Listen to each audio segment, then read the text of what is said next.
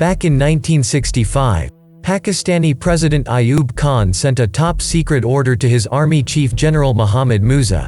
Quote, "As a general rule, Hindu morale would not stand for more than a couple of hard blows delivered at the right time and the right place. Such opportunities should therefore be sought and exploited." Unquote.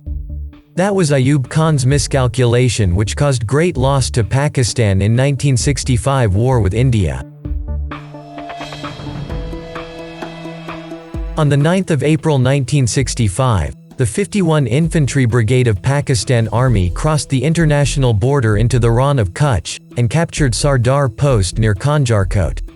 At that time, the border in Gujarat was manned only by India's Central Reserve Police Force and State Police Force of Gujarat. On April 24, Pakistan attacked again with tanks and artillery and captured 4 more posts and the entire Khanjarkot area. On the 1st of July, under the influence of British Prime Minister, a ceasefire agreement was signed. Under this agreement, Pakistan agreed to withdraw its forces and restore Indian control over the area. Though no major gains accrued to either side, Pakistan took it as a success. Excited from this, Pakistan believed that Indian army would be unable to defend itself against a quick military campaign in the Kashmir Valley. In August 1965, Pakistan infiltrated some 30,000 to 40,000 Pakistani troops, in the guise of mujahideen dressed as local, in small groups into Kashmir Valley, launching Operation Gibraltar. The objective of this operation was to create insurgency in Kashmir Valley and incite the local population to revolt against India. But the Kashmiri people did not revolt. Instead, the Indian army was provided with enough information to learn of Operation Gibraltar. India reacted swiftly and a counter-operation was launched against the infiltrators, and the hunt began. Towards the end of August, most infiltrators had been found, captured or killed. Some exfiltrated across the ceasefire line. Large quantities of arms and ammunition were captured. The Operation Gibraltar was an undoubted total failure for Pakistan. Indian Army went further to seal the entry points of the Pakistani infiltration, and captured the Haji Pir Pass on the 28th of August. Operation Gibraltar was Pakistan's Plan A. There was a Plan B, whose idea came from Pakistani's President Ayub Khan. Back in May, when he reviewed the plans for Gibraltar, he pointed to Akhnor on the map, and called it a jugular for India. By seizing Akhnor, India's overland supply route to Kashmir would be cut off. With Gibraltar having failed miserably, on the 1st of September 1965, Pakistan initiated their Plan B, and launched Operation Grand Slam. The objective of this operation was to capture Akhnor, and cut off supply routes to Indian troops in Kashmir. The ceasefire line was defended only lightly by India, as per the UN-mediated ceasefire agreement at the end of the Indo-Pakistan War of 1947. India's AMX-13 tanks were no match for the Pakistan's American-made M47 Patton and M48 Patton tanks. Attacking with an overwhelming ratio of troops and technically superior tanks, Pakistan made gains against Indian forces, who were caught unprepared and suffered heavy losses. India responded by calling in its air force to blunt the Pakistani attack. The next day, Pakistan retaliated. Its air force attacked Indian forces and air bases. They reached the Fatwal Ridge, which is just 4 kilometers short of Akhnor. In order to ease the pressure over Akhnor and diversify the attack, on the 6th of September the Indian Army opened up a new front across the state of Punjab in Pakistan. This forced the Pakistani army to relocate troops engaged in the operation to defend Punjab. And the Operation Grand Slam failed as Pakistani army failed to capture Akhnor. The 15th Infantry Division of the Indian Army battled a massive counter-attack by Pakistan near the west bank of the Ikhagal Canal, which was the de facto border of India and Pakistan. India made a second attempt to cross the Ikhagal Canal over the bridge in the village of Barki, just east of Lahore. The Indian Jat Regiment, 3 Jat, captured the town of Badapur on the west side of the canal. These developments brought the Indian Army within the range of Lahore International Airport. As a result, the United States requested a one-day temporary ceasefire to allow it to evacuate its citizens in Lahore. That one day gave Pakistan enough time to regroup their forces. The same day, a counter-offensive consisting of an armored division and infantry division, supported by Pakistan Air Force Sabers, forced the Indian 15th Division to withdraw to its starting point. Although 3 Jats suffered minimal casualties, the bulk of the damage being taken by ammunition and stores vehicles. The higher commanders had no information of 3 Jats' capture of Badapur, and misleading information led to the command to withdraw from Badapur and Dograi. However, Dograi was eventually recaptured by 3 Jat on the 21st of September for the second time, but after a much harder battle due to Pakistani reinforcements. India repeated its strategy, and India's 1st Armoured Division opened a new front towards Sialkot. This time India was forced by Pakistani 6th Armoured Division at Chawinda.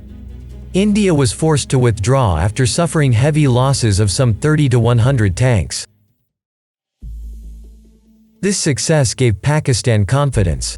And driven by this confidence, Pakistan launched an offensive with intent to capture Amritsar and the bridge on River Bees to Jalandhar. Indian Army, taking lesson from the Battle of Chawinda, knew that Pakistan held better tanks.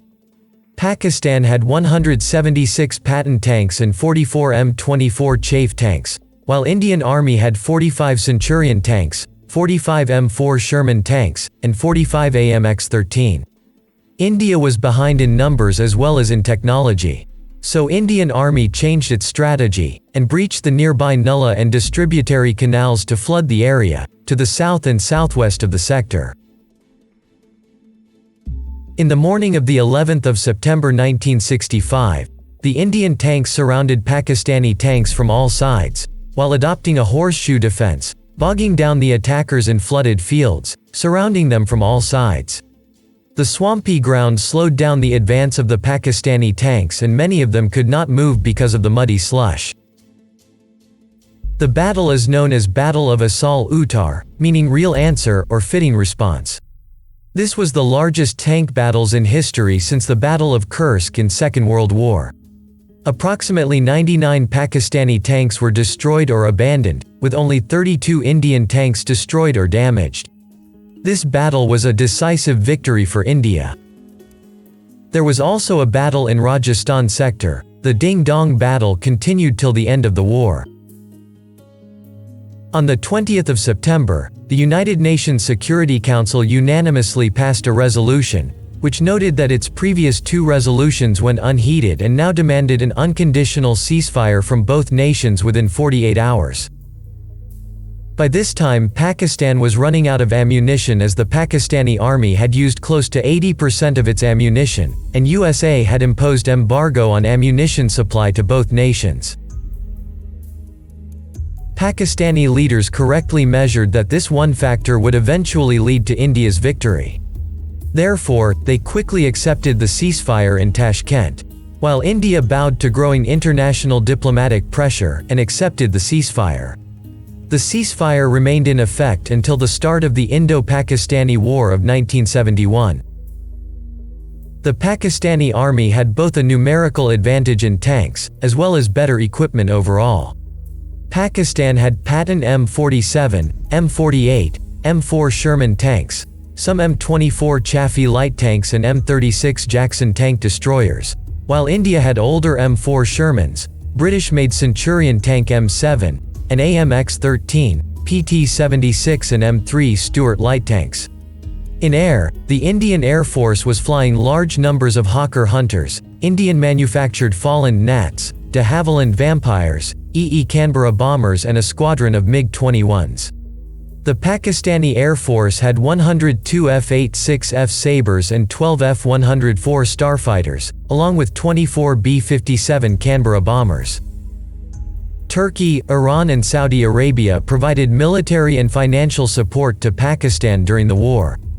US had supplied the F-104 and the F-86 Sabers in large numbers, virtually free of cost to Pakistan, but India's request was rebuffed in an extremely crude manner.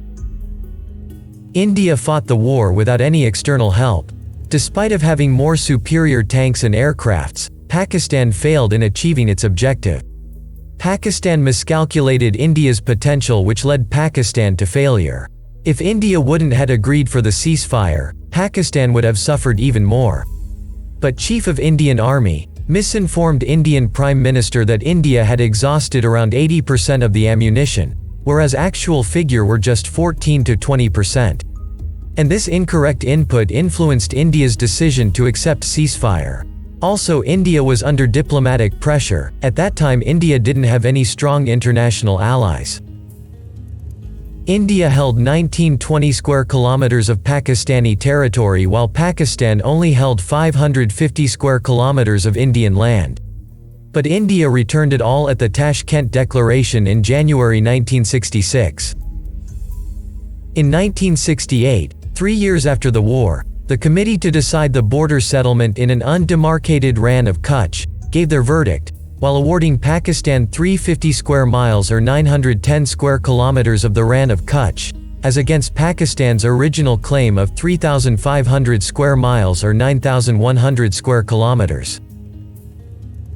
Overall, in the War of 1965, Pakistan lost 3,800 soldiers, around 150 tanks destroyed and 152 captured, and lost around 43 aircraft. India, on the other hand, lost 3,000 soldiers, around 128 tanks destroyed, and lost around 60 to 70 aircraft. Pakistan failed to achieve its objective, while India not only successfully defended its land but also captured a big territory. However, they returned it later. But it is clear that India won this war, and that too without any external help. But this didn't stop Pakistan, and in 1971 another war broke out between India and Pakistan, but that deserve a dedicated video. So if you enjoyed this video and found this helpful, then please give it a like. Also, if you are new to the channel, please consider subscribing.